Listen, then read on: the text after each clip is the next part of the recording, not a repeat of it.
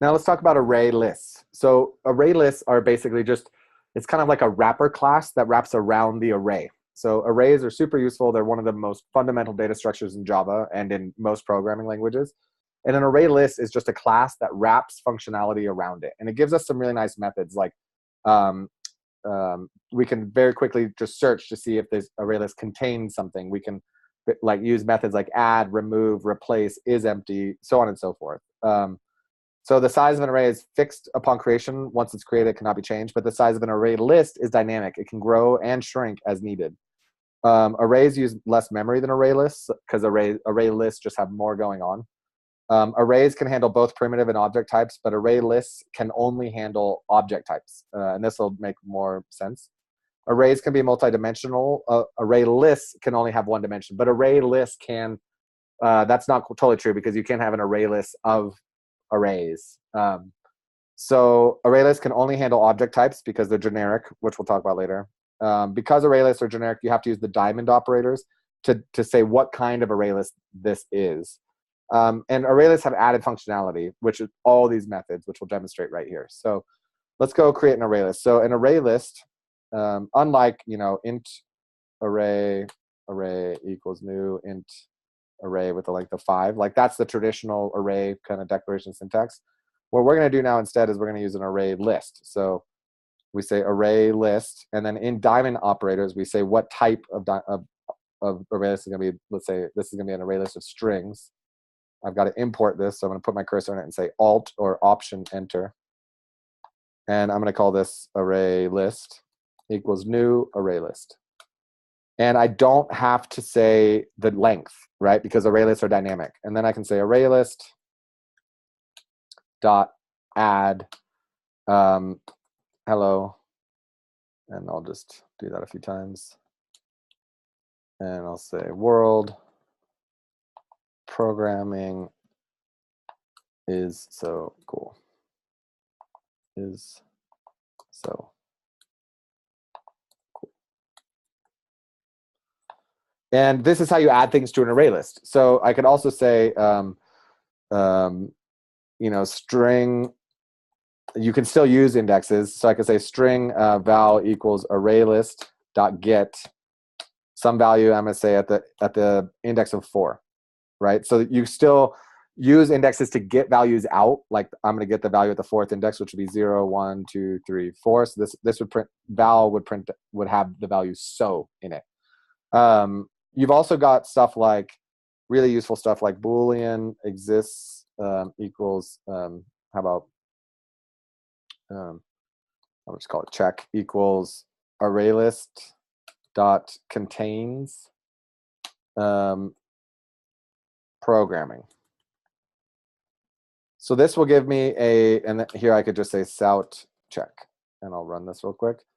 This will just give me a quick true or false check on whether this array list contains the word programming. I can also do, I can use the for each loop. So I can say for string s in array list, because array list is also a type of collection. I can just say sout s, the value s, using a for each loop. So we print out each one. Hello world programming is so cool. There's all kinds of other methods available to you on the array list. So one thing I like to do all the time is just take my object, which in this case is called array list, and just hit dot. And it'll pop up all these methods that are available to you. So we can check, is it empty? We can get an iterator for it, meaning go over every element just like a for each loop. We can say, give me the last index of some element. So let's say that I had,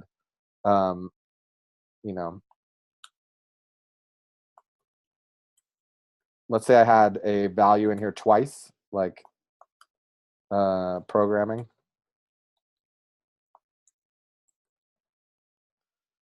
I could say int last index of programming equals array list dot last index of programming. And that's going to give me 0, 1, 2, 3, 4, 5, because programming appears in here twice, but the last index of it is on the 5th index. I've also got, let's just play with some other ones, dot contains, dot remove, dot get, dot size, add all, clear, clone, index of, so I want to get, tell me the index of some value like world, that would return 1 because it's the second value and it starts at 0. So 0, 1. 0 being hello, 1 being world. Is empty, last index of remove, remove all, remove if, replace all, retain, set, sort. So I could say like ArrayList dot sort, and then give it some comparator to sort by, but we'll get to that later.